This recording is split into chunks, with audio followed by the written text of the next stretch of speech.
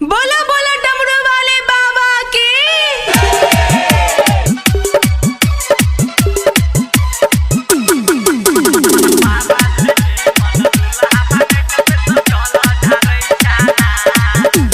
चलो ढारै छाना गे छोरी तू तो बर मांगै छाना।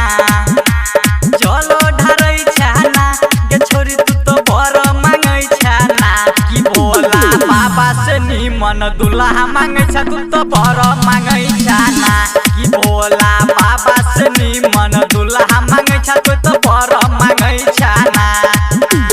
चलो ढारै छाना गे छोरी तू तो बर मांगै छाना।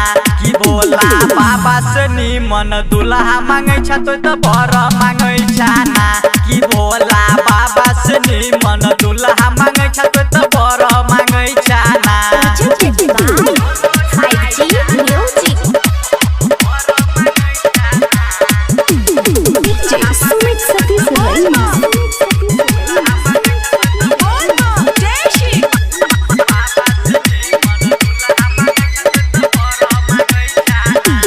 सुइया के चढ़ाई तू चढ़िया जइहा तू मगन में छोरिया के। अगला लगन में बोले दानी लगाई दे तो जोरिया के। सुइया के चढ़ाई तू चढ़िया जइहा तू मगन में छोरिया के। अगला लगन में बोले दानी लगाई दे तो जोरिया के। तुम बारी करै छाना के छोरी तू तो बर मांगै छाना।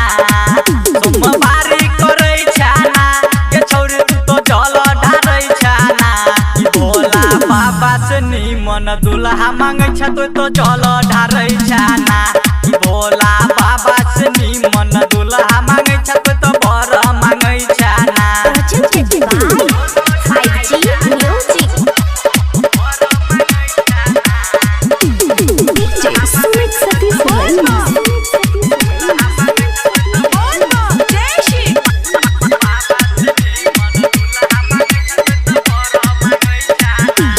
शीशा का दिल तुर देला छोरिया गायक कृष्णा यादव के।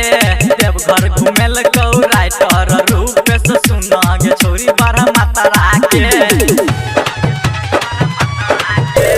शीशा जना दिल तुर देला छोरिया गायक कृष्णा यादव के। देवघर घुमेल कौ योगी सखबा संगे संगे रोहितबा के। बर मांगै छाना गे छोरी तू तो जल ढारै छाना। बर मांगै छाना गे छोरी तू तो जल ढारै छाना। बोला बाबा से निमन दुल्हा मांगै छ तू तो जल ढारै छाना। की बोला